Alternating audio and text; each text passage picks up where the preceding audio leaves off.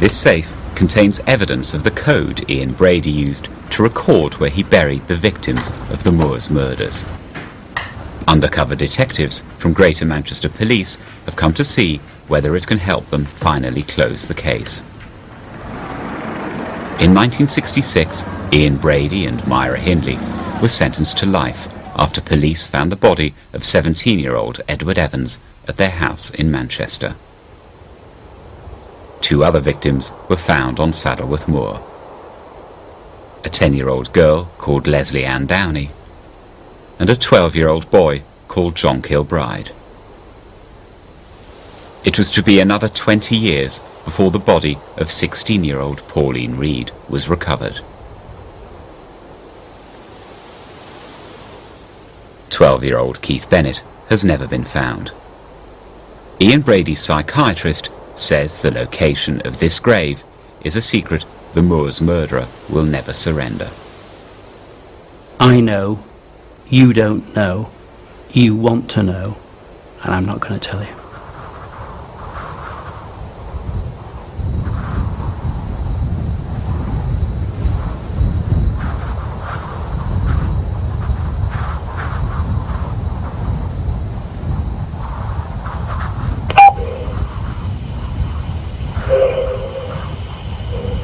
It's Myra. All I want to say to you is that I've gotten your letter, thank you very much, and the envelopes, and I'll be starting the next episode later on today and get them off to you early in the week. I first spoke to Myra Hindley in 1998, when I asked her to write an account of her role in the Moors murders for a BBC documentary. I began examining the case because her legal challenge to the ruling that she should die behind bars had reached the Court of Appeal. The 150,000 words she wrote to me stand as the only first-hand account of the Moors murders. After the film went out, I agreed with Keith Bennett's family to continue to question her about where he was buried. It took months of persuasion before she agreed to help. She told me that while the other children were buried on the exposed wasteland of Hollin Brown Knoll, Keith Bennett was driven to a lay-by at the head of Hoe Grain Stream. From there, he'd been walked onto the moor, strangled, and buried in a peat gully on the banks of Shiny Brook. She sent me a detailed series of maps, which have been used by forensic archaeologists, Professor John Hunter and retired Detective Chief Superintendent Barry Simpson, to narrow down the search area. But Myra Hindley's efforts to persuade people that she was reformed and should be freed failed. The Moors murderer Myra Hindley has died at the age of 60 in hospital in Suffolk. She was given the last rites yesterday. We're told that she died at 16:58 after respiratory failure. Her next of kin have been informed and there'll be a coroner's inquest. The death of Myra Hindley was celebrated in the national press, but Keith Bennett's family worried that the chance of finding his body may have died with her. His younger brother has spent decades searching for him. It's like another door closed. And actually had a police officer, at my home here, and he sort of cast it aside and she's dying, so we're exhausted at Avenue anyway, it's a sort of thing. So I said, well, not really. I don't think we're exhausted at Avenue at all. You know what I mean? If you're expecting me to jump for joy that she's dying, you know what? I'm not, you know what I mean? It's, because while she's alive, we've got a chance, you know.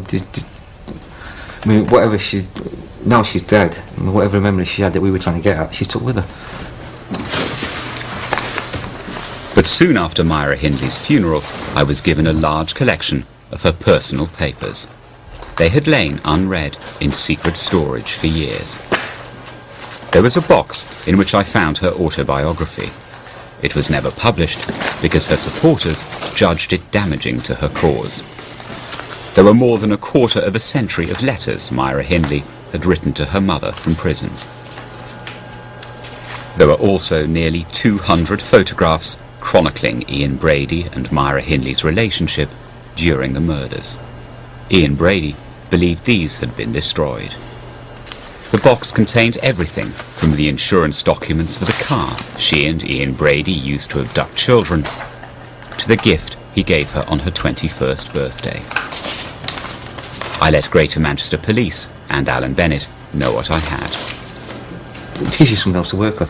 Far from that avenue being closed, even though she's dead now. I mean, there's more stuff now than we've ever had before to work on, which is what we hope to do. That's something that's got to be worked through. Yeah, it's by everybody, you know what I mean, including the police. It took months to read and catalogue the unpublished autobiography, the letters to her mother, and all the new photographs. However, I was conscious that I might miss something. So I asked Ian Brady's former psychiatrist, Professor Malcolm McCulloch, who is editor of the British Journal of Forensic Psychiatry, to help me.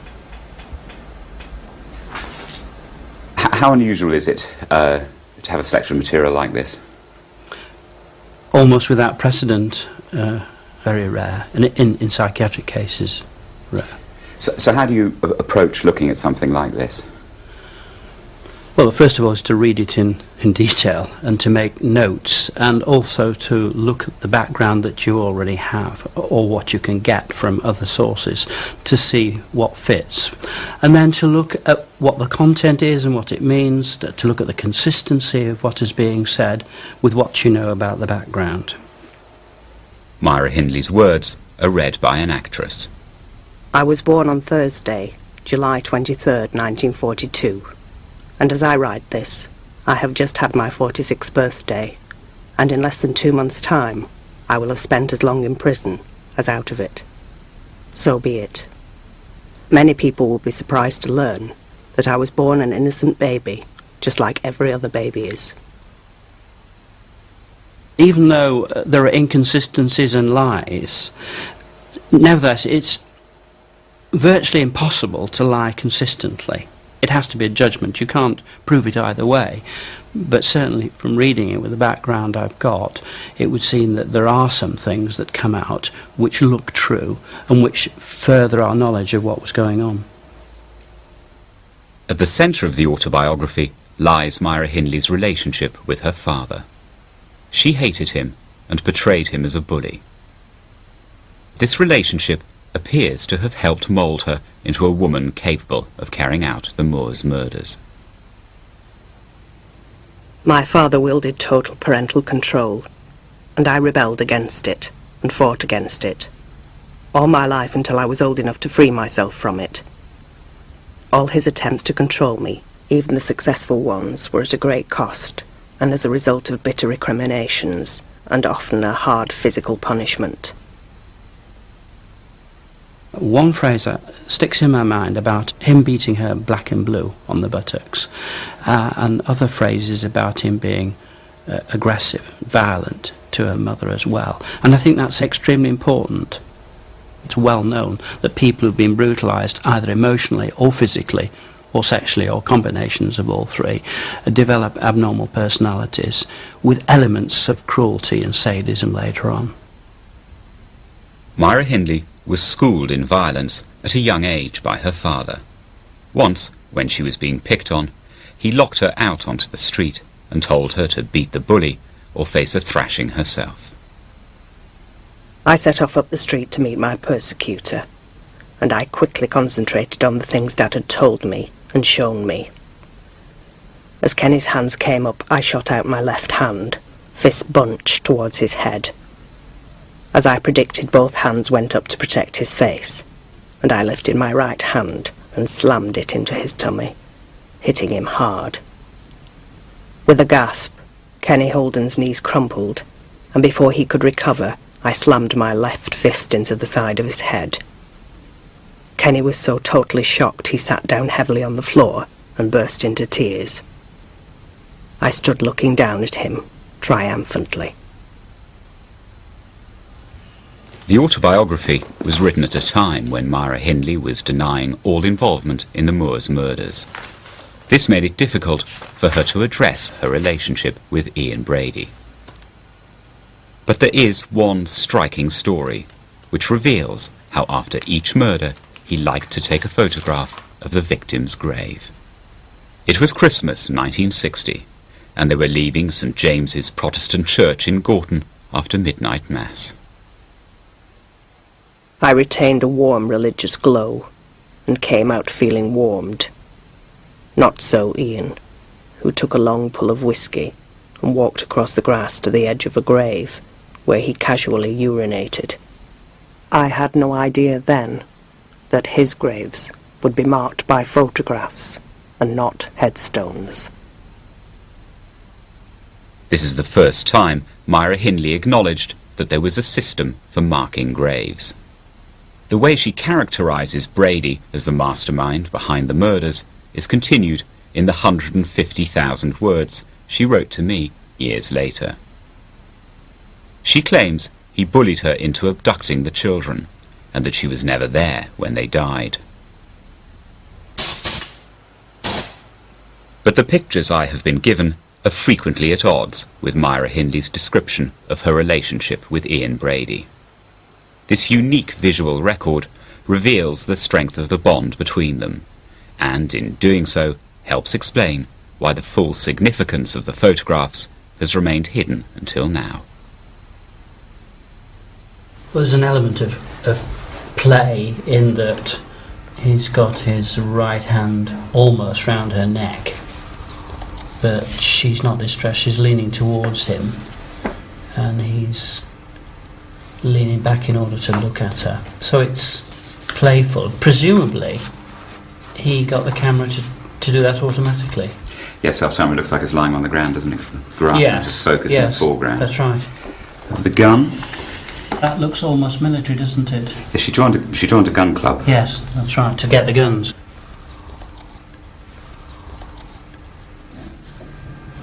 Domestic scene. She's very happy there, doesn't she? Yeah, another relaxed scene, yes. The Moores murderers met when Myra Hindley went for interview at a small chemical company called Millward's Merchandise. Ian Brady, who'd been brought up in Glasgow, was working there as a clerk. Tommy, the boss, wanted to introduce me to his colleagues. He said, "This is Bert. You'll be taking quite a lot of work from him." Then turning to a tall man who was standing at the filing cabinet working, he said, "Myra, this is Ian. Ian, this is Myra." Ian Brady had already served time in Borstal and prison for theft. He had also earned a reputation for being strange. One of his nicknames was Lassie, indicating effeminateness. Certainly was bisexual in later life. His other nickname was Dracula, apparently, as a schoolboy. He was interested in pornography. He was cruel. He would torture kittens and see how long they took to die. Ian Brady introduced Myra Hindley to the writings of the Marquis de Sade, which celebrate sexual sadism. He also played her recordings of Hitler's speeches. These photographs, among those given to me, were shot by Brady as he crouched in front of the television. Es ist unser Wunsch und Wille, dass dieser Staat und dieses Reich bestehen sollen in den kommenden Jahrtausenden. Wir können glücklich sein zu wissen, dass diese Zukunft restlos uns gehört. Myra Hindley and Ian Brady became almost inseparable. She called him Neddy, after a character in The Goons. He called her Hess, after Hitler's deputy. They felt their relationship set them apart from the rest of the world. It was a very strange concatenation of circumstances, and the congruence was the sadistic cruelty. Where they were different was that she was socially very skilled, and he was quite withdrawn. So they're congruent in the middle, as it were, to do with their coolness and sadistic temperament, but complementary in terms of their social abilities. In her letters, Myra Hindley says Ian Brady prepared her to be his accomplice over a period of 18 months. He first introduced her to the idea of killing with a book. It's divided into 2 sections: Crime of the Century and Trial of the Century. The victim is a child. It even has a character called Myra. He had given me a book called Compulsion, which was the story of Leopold and Loeb. They decided to commit the perfect murder. They were studying the philosophy of Nietzsche and his theory of the superiority of the pure Aryan and the strong overcoming the weak. It was very much the Nazi philosophy. They kidnapped a 12-year-old boy for a ransom. They killed him, were caught, and sent to prison. I told him it was a very disturbing book, but why exactly had he wanted me to read it? He told me he wanted to do a perfect murder, and I was going to help him. That was why he needed me to pick someone up, because I was a woman, and a child would be more trusting of a woman.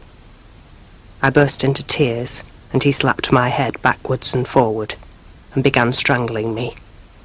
I managed to fight him off, and told him to stop it. Her protestations are unconvincing in that context. People who are sadistic have masochistic elements to them. They've been brutalised in the past. And I accept there may be a balance here, but on balance the attraction of the relationship is more powerful than being abused. This relationship is very strong. She's happy with this. I must be totally honest and say he wasn't always cruel and sadistic towards me. We had some pleasant, relaxing times in country places that he'd found in travels on his bike. We'd pack a picnic lunch, flasks of coffee and bottles of wine, and spend whole days in a peace and tranquility that was such a contrast to the other side of him. These were moments I treasured and thought about when things were bad, trying to remember, telling myself that he couldn't help what he was, and maybe in time he would become accustomed to ordinary domesticity and we could live a normal life. But any possibility of a normal life disappeared on the 12th of July 1963, when Myra Hindley picked up 16-year-old Pauline Reed in her van. She tricked her into going to Saddleworth Moor to look for a lost glove. Ian Brady followed on his motorbike.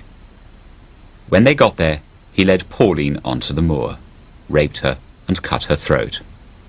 Myra Hindley claimed she was not present during this or any of the other murders. He led me to her body, which I tried not to look at. I didn't know at the time he was testing me, and that there was no need for me to be there. He told me to look at her. I'll never be able to forget what I saw. I stood and looked at the dark outline of the rocks, against the horizon of the dark sky, and 3 people died that night. Pauline, my soul, and God. No God would let what had happened happen. Most people, most of the time, in most circumstances like that, would be terribly distressed by this and would suffer nightmares. They wouldn't be able to get it out of their head. They would probably get post-traumatic stress disorder, so-called, in which there's a reminiscence of the visual images you've seen. You can't get it out of your head. You can't control it. She may have had some of that, but it certainly didn't prevail at all. Compliant in one murder, 4 months later, she helped in another. Like all the killings, it was meticulously planned, carried out, and recorded. 12-year-old John Kilbride was driven to Saddleworth Moor, where he too was raped and murdered.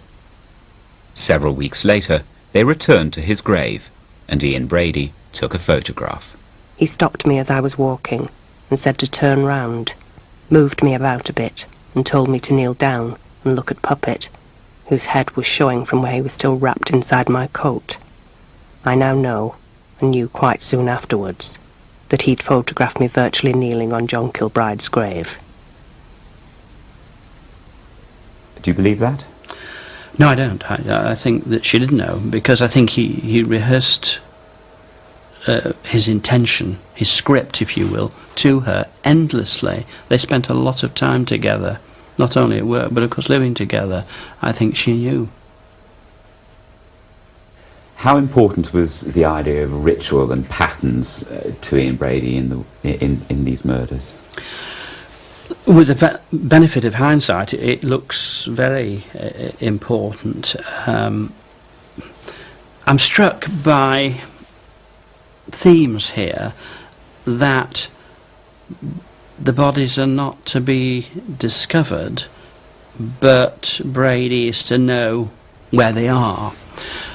In the notebook that the police interrogated Brady on, there was a phrase which indicated that he would check whether the site was undisturbed.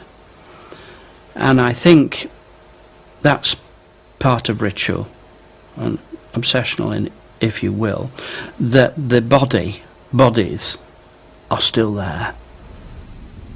The photograph taken on John Kilbride's grave is not a one-off. When the Moors murderers were caught, the police found pictures taken at the grave of Leslie Ann Downey. Keith Bennett died between these two murders. Because of this, I decide to search for any like it among those sent to me.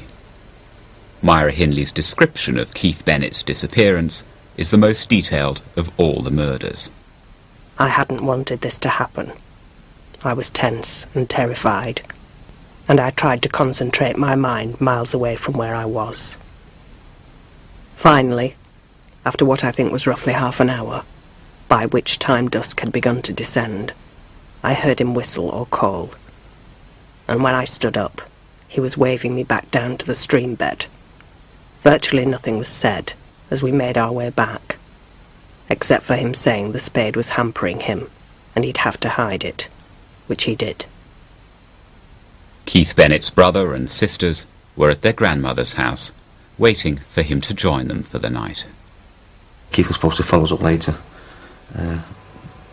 but he didn't. There was no, and obviously there's no phones or anything. None of us had phones or anything in them days, so we just presumed, or my gran presumed, he'd changed his mind. He decided not to come.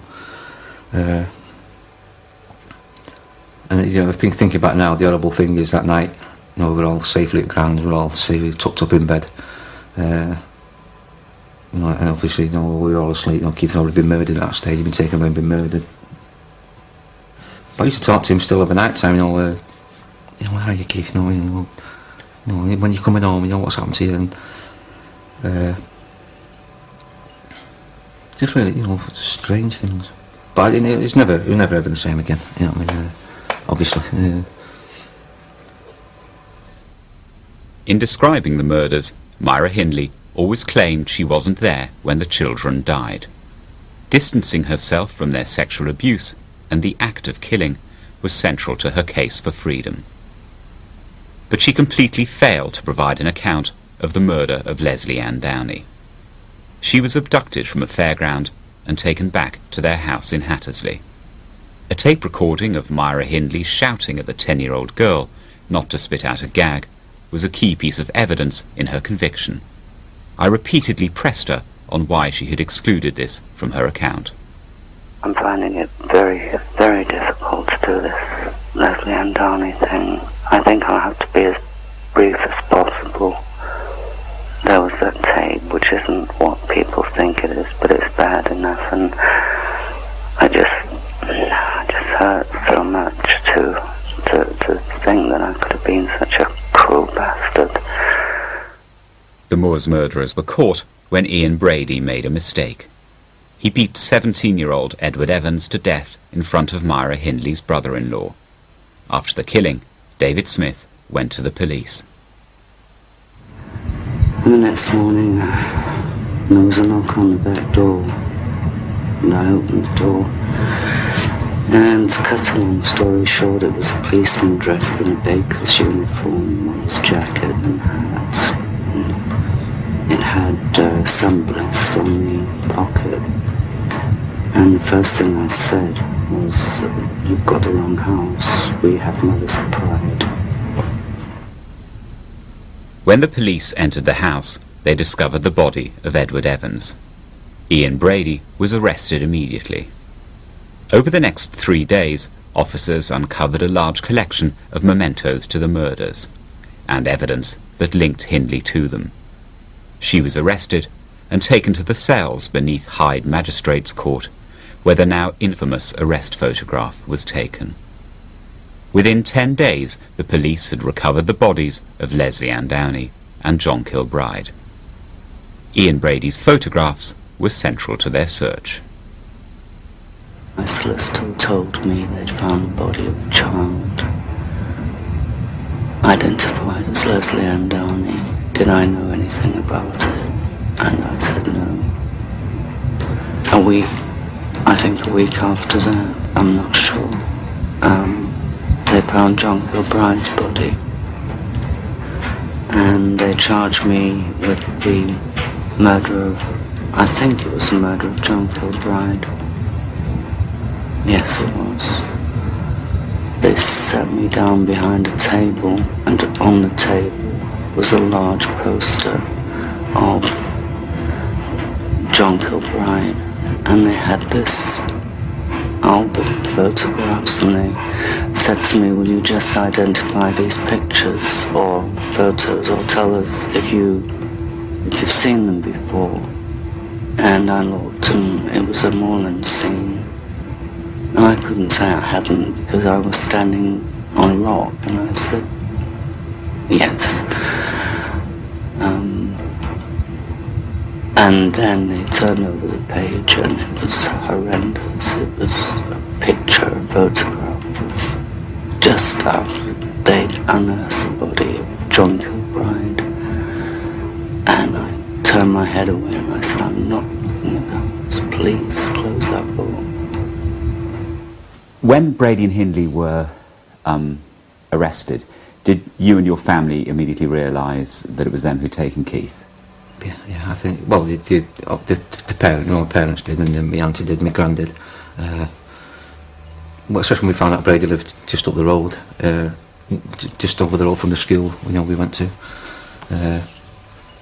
As time went on, we heard this, the police were saying, we believe, that these know something about Keith, but we can't prove it, and all the family knew at that stage, with Brady and Lee would ask people to see Keith, but there was just nothing to prove it. But like I said, the police were telling us that, off the record, if you like. But your neighbours, friends, the family, everybody, knew that it had something to do with Keith's disappearance. A few days after her arrest, Myra Hindley wrote the first of several hundred letters to her mother.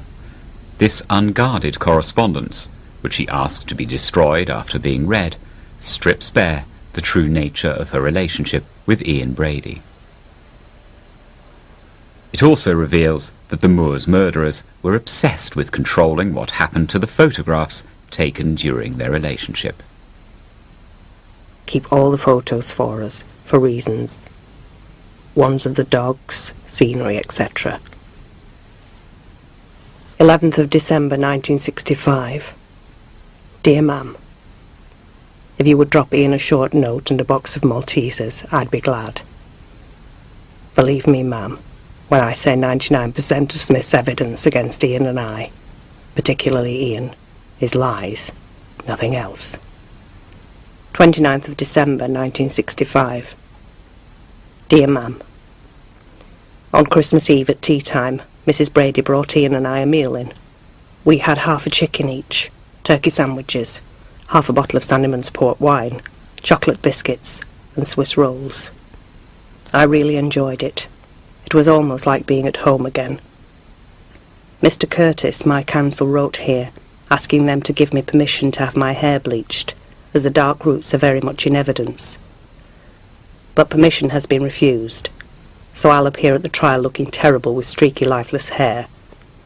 I can't even have it trimmed or thinned. It's a constant source of irritation. 27th of March, 1966. Dear Ma'am, as you know, the trial begins 3 weeks on Tuesday. Could you bring me a bottle of makeup? It's Pond's Angel Face, shade Golden Rose. If you can't get Golden Rose, Tawny will do. 5th of May, 1966.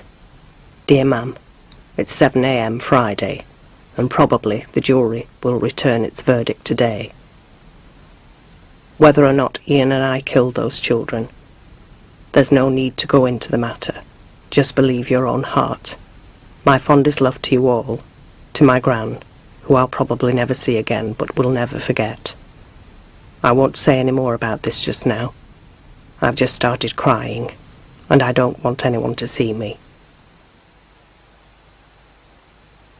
In court, Myra Hindley came face to face with the mothers of her victims. Even after them finding Leslie, I still had hope that she was alive, because I didn't think anyone had harmed her, you know. Because she wasn't a child that would cheek anybody to be harmed. The worst parts of it were seeing Mrs. West in the witness box, and I was looking at her as she was giving evidence, and she saw me looking at her, and she screamed across at me, "How can you look at me?" And she called me every name under the sun. And then Mrs. Kilbride was giving evidence. I had the terrible feeling that something had happened to him right away, because he wasn't the kind of boy who would leave home for any reason.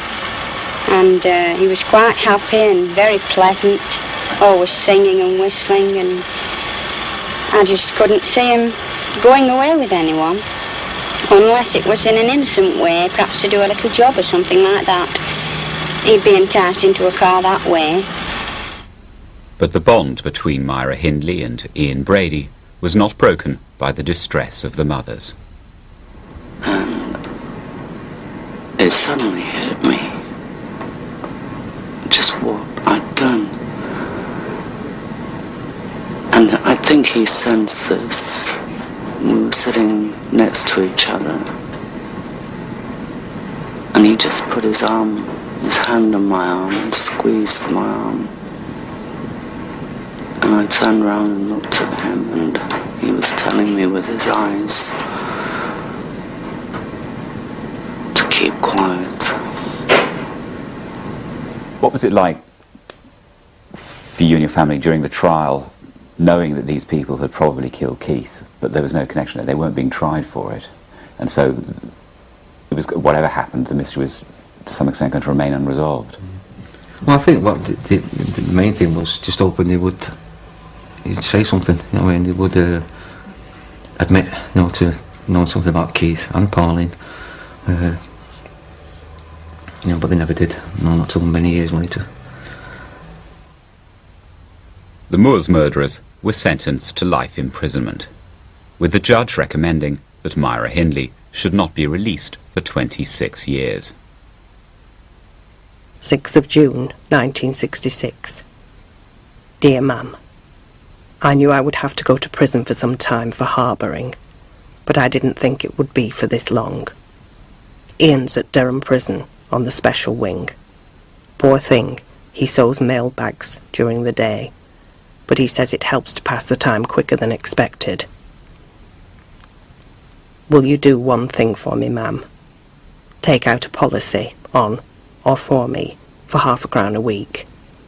I can't even begin to think of the future, but the £0.50 will mount up over the years, and it will be something to fall back on. Although physically separated, the Moors murderers were to remain emotionally entwined for many years. Dear Ma'am, Ian's got a little mouse in his cell. He leaves crumbs for it, and sits in bed watching it nibble them. The other night he left it half a chip, thinking it wouldn't touch it. But when he woke up the next morning, it had disappeared. 19th of June, 1966. Dear Ma'am, Mr. Fitzpatrick has a list of photos to send to Ian and myself, but he's not sent them yet, probably because the police have still got them. 24th of September, 1966. Dear Ma'am, will you phone Mr. Fitzpatrick and tell him as soon as the appeal is over and done with, to send Ian and me the photos we picked out at Chester? 17th of October 1967.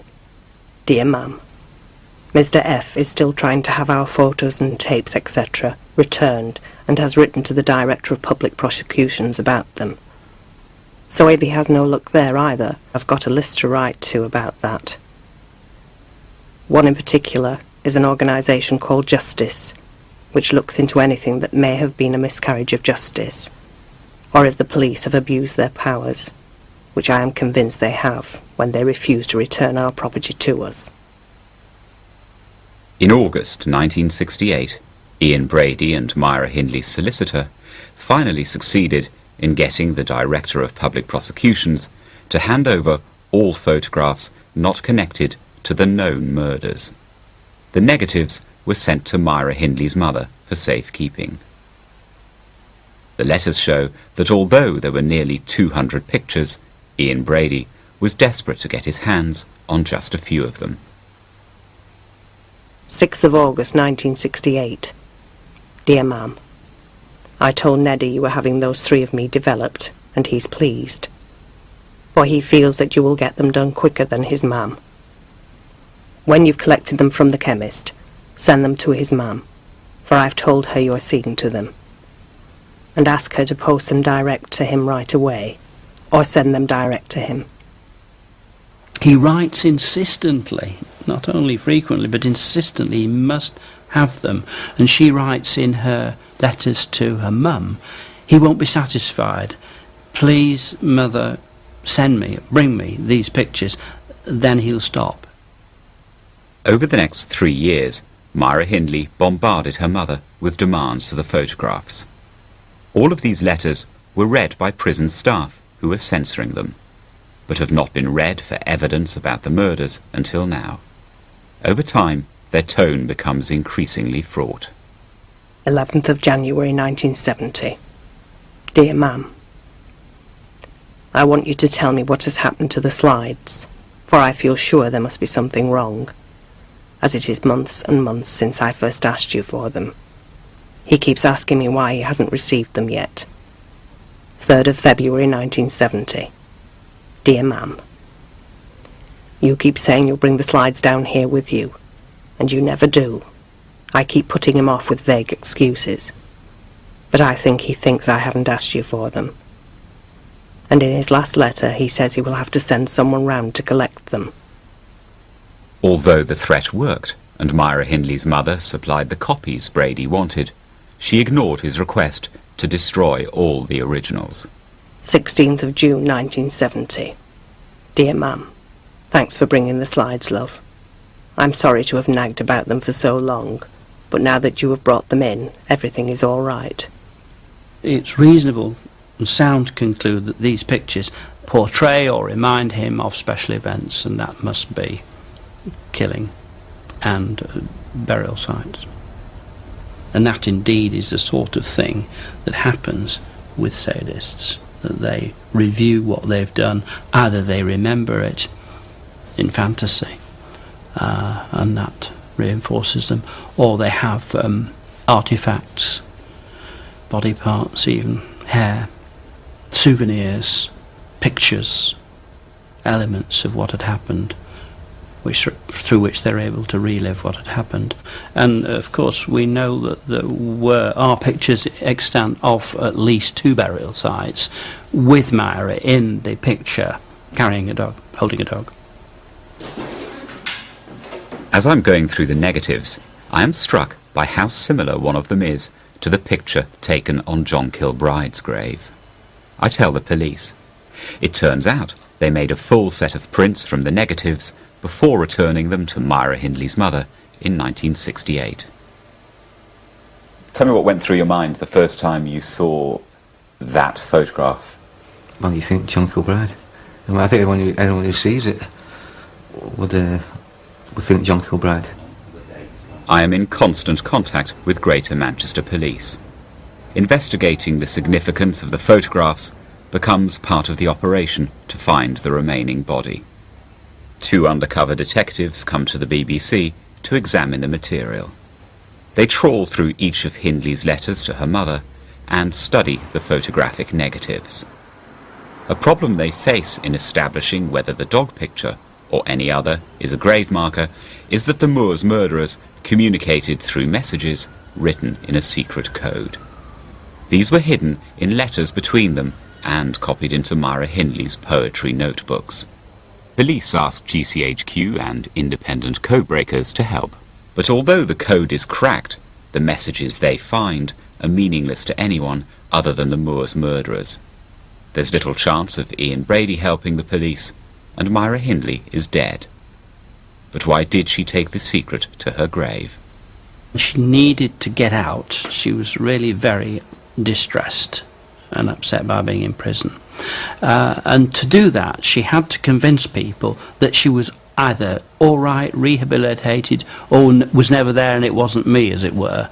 She's got to portray herself differently from the way in which she's being seen. Myra Hindley worked hard to change the way she was perceived, becoming one of the first prisoners to study for an Open University degree. She also befriended Lord Longford, took up knitting, and learned to play the guitar. Kilowatt was an aging con of 65 who stood a chance to stay alive and leave the joints and walk the streets again. As the time he was to leave drew near, he suffered all the joy and fear of leaving 35 years in the pen. Then on the day of his release, he was approached by the police, took him to the warden, walking slowly by his side. The warden said, "You won't remain here, but it seems the state retainer claims another 10 years of your life." This song won a prison arts prize called the Kersler Award. 23rd of January 1977. Dear Ma'am, I'm enclosing £3 with this letter and your birthday card, love. It's part of my Kersler Musical Prize, and I want to share it with you.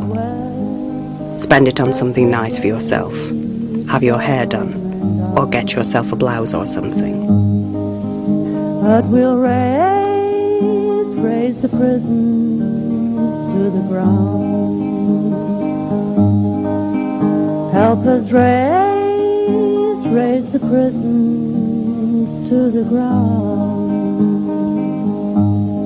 Her new image convinced some.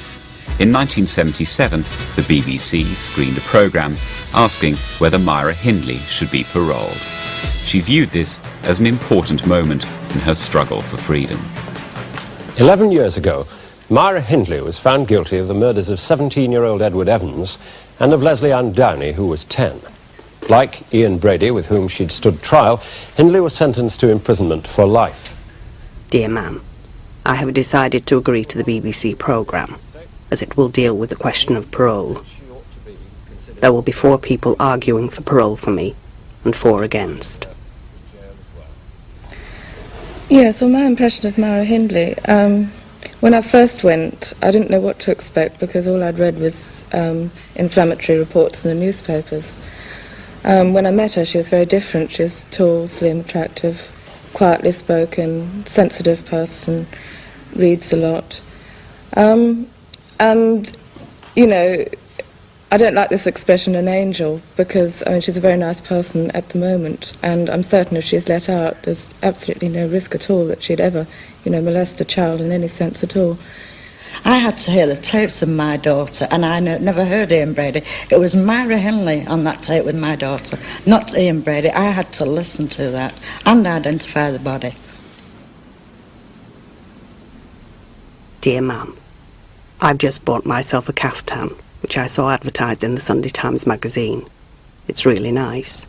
Indian cotton, lovely and long, with a high neck and nice shaped sleeves. Oriental type. It's comfortable to groove around in after a shower, instead of having to get dressed again. Myra Hindley continued to deny any involvement in the Moors murders. But in the mid-80s, Ian Brady told a journalist that there were another 2 bodies buried on Saddleworth Moor. The police reopened the case, and this time Myra Hindley decided to begin confessing. The information she provided over months of searching helped locate the body of Pauline Reed. she returned twice to the moor to try and help find Keith Bennett, leading police to the area where he disappeared. I couldn't live with a burden of guilt anymore. It wasn't just a sudden decision thinking, oh, I better do this and I'll get parole in 1990. On the contrary, I told the police I wasn't applying for parole. It's widely believed that Brady, I confessed because I knew Brady was on the verge of, whereas on the contrary, I confessed and he wouldn't until the July, until after they'd found Pauline Reed and until he'd seen me on Saddleworth and knew that I was not messing about and I was going to where the areas of the graves were, and that's when the police began to get rambling garbage off him. He would have kept a very close eye on, through the papers, what was going on with Hindley. So almost perhaps as a retaliation, in order to recoup one's power and omnipotence about knowledge and what had happened, he assists as well. Brady also returned to the moor. Police notes show he strode rapidly to an elevated outcrop from where he could survey his favourite area of moorland. But then he appeared to become confused. After returning to his cell, Ian Brady showed detectives his collection of pictures taken in the area where Keith Bennett disappeared, images he got from Myra Hindley's mother. It's just possible, knowing the sorts of temperament of people like this, that Ian Brady was on the moor and checked the site without letting on, as it were. So he's got his possibly the last body still in place. Defeated, the police called the search off. I would try to deter any would-be well-meaning amateurs coming up here, because what we've done expertly, and it's all been properly logged and recorded. And that's important should we get any further information in the future. To go onto the moor, given the type of terrain, you could damage very easily any grave and it could be lost forever. In order to understand exactly what the police had done, Keith Bennett's brother, Alan, asked to see their search records. He told me he was astonished at the response. I was expecting like a map of the area, the gullies, even highlighted or something, you know, just to say done. When I went back and asked for these plans, they said they didn't have it. Well, there was no such thing.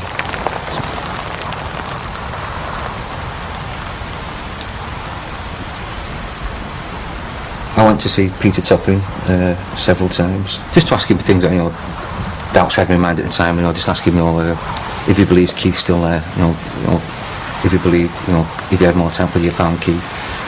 He said he believes he's still there to be found. And they could have missed him by a couple of feet. I mean, even at one stage he said, you know, someone could stumble across his body. So, you know, I thought, oh, I'll make sure it's, you know, if I can, I'll make sure it's someone we know or someone in the family who stumbles over his body. Over the next few years, Alan and a team of volunteers searched the moorland, digging down to the bedrock, but with no success. But Brady seemed to think all this was either narrower or wider, you know, than it was when he was here. But I don't think it changed that much. In desperation, in the mid-1990s, Alan wrote to Myra Hindley and went to see her in prison.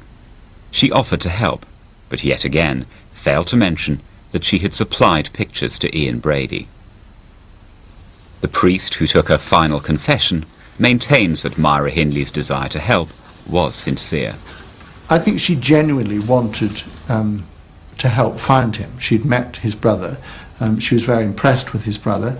And I think that meeting was the key almost, because I think suddenly she met someone face to face with whom she had created this sort of havoc, you know.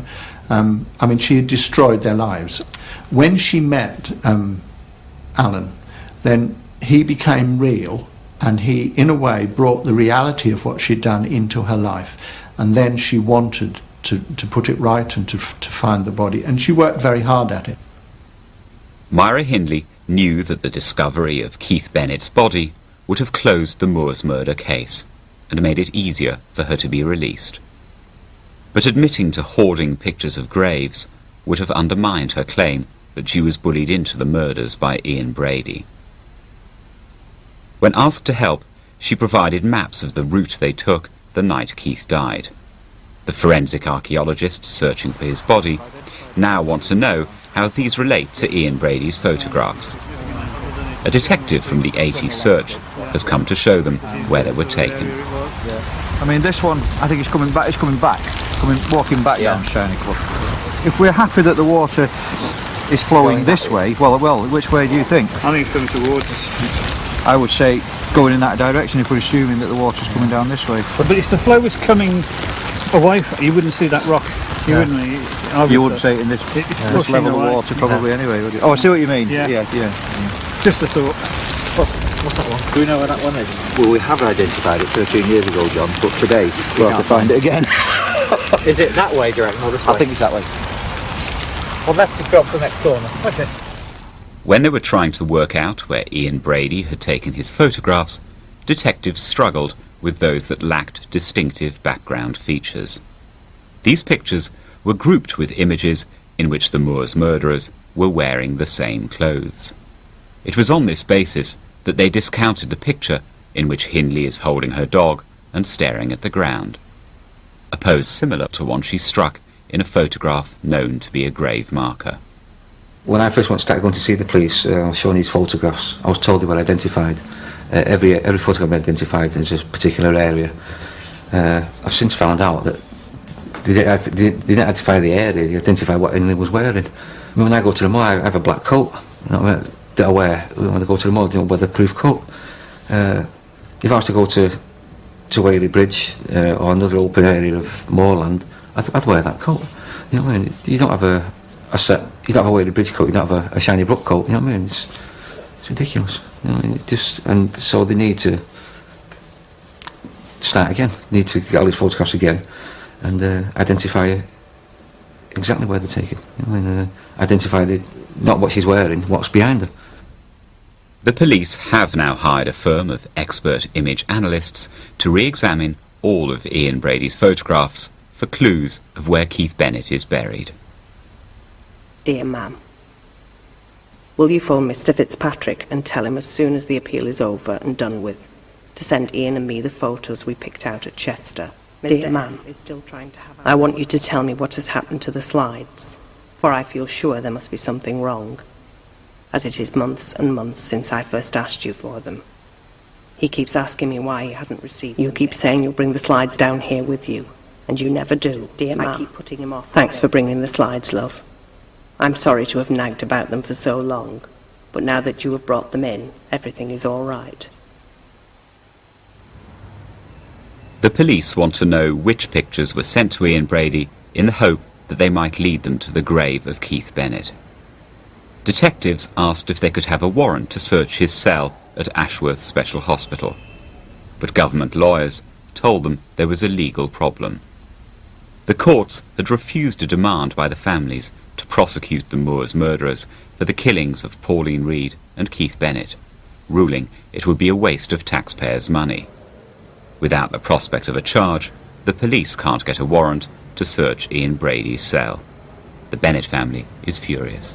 Are you frustrated by the fact that the police, if they want to search Ian Brady's cell for those pictures, can't do it? Yeah, very frustrated. Very angry at times. We're told that Ian Brady's got rights. You know, they can't just go into his cell, his room, to have a look for things that you know may be important to us because of his rights. And you have to ask, what rights has Keith got? Do you get the feeling that Brady's played the system? Oh, definitely, yeah. I think he continues to play it as well. I think he will until the day he dies. Even though the police can't search Ian Brady's cell, there are still clues that could lead them to the grave.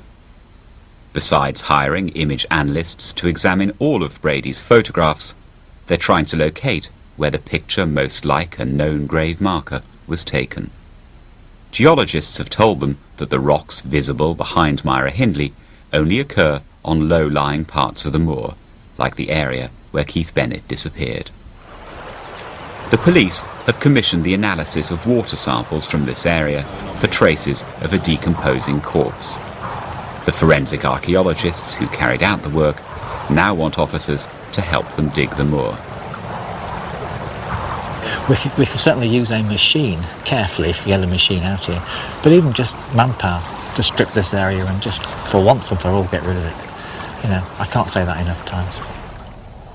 On the 40th anniversary of Keith Bennett's disappearance, his mother, Winnie Johnson, has come to lay flowers by the moor.